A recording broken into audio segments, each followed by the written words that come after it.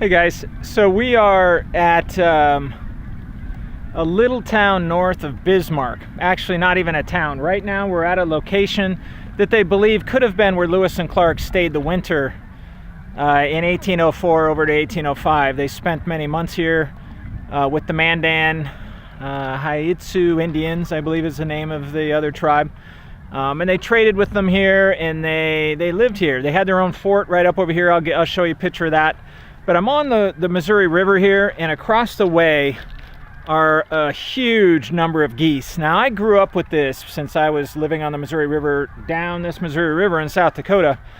And during the fall, you would always have the geese come through because they're migrating south, and then they come back up to Canada in the summer. And so every fall, you would have these humongous migrations. I mean, we're talking 100,000 geese come through my little hometown, the area. So right now there's a huge amount of geese right across the river that a minute ago they just came up and flew around. It's fantastic. But I'll give you a little look at the river right here. You're getting me, there's a few that are taking off now over there. You may not be able to see them, but you might be able to hear them.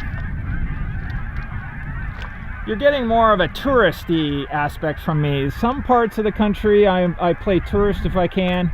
Other parts I'm dedicated to the book and doing media and events. But there's not much up here other than incredible wilderness and beauty. There they go.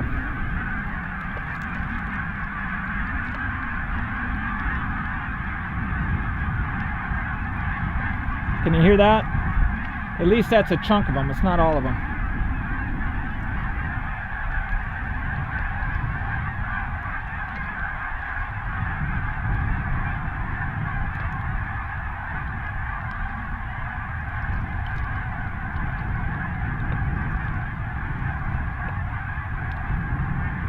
They'll go down the river and land somewhere else. There's another big chunk of them right up over here on that sandbar over there. What they do is they also go feed at night, just before the sun goes down, and also in the morning, right after the sun comes up. So when you're hunting them, you wait until they move, which is usually early morning. So I would get up very early in the morning in the winters, sit in a little hole when it's like 2 degrees out, and wait for the geese to fly over. Yeah, they're landing down there now. Anyway, I'll show you a image of the fort that Fort Mandan is where they stayed over the winter here, and they're military men, so anything they built would be a fort. This is 1804 to 1805. In 1805, they went up over the mountains down the Columbia River to the Pacific Ocean, which was what their objective was, to find a water route to the Pacific Ocean by Jefferson.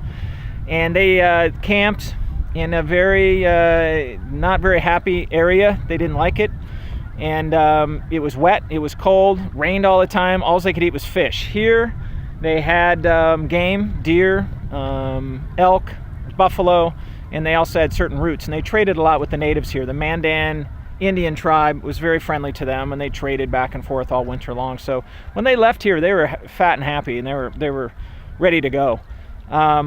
And then when they came back over in 1806 to go back down home, when they came through here, their fort was gone already. They said that it was destroyed.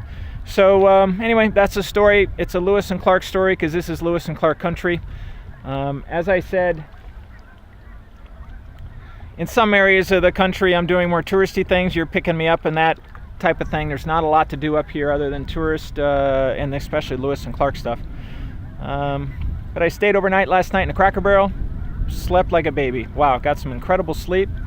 And tomorrow head over to Grand Forks, and then I'm gonna head down over to Minneapolis. Okay, that's it from here for now. We are at day 17, I believe, Saturday. Okay, see you.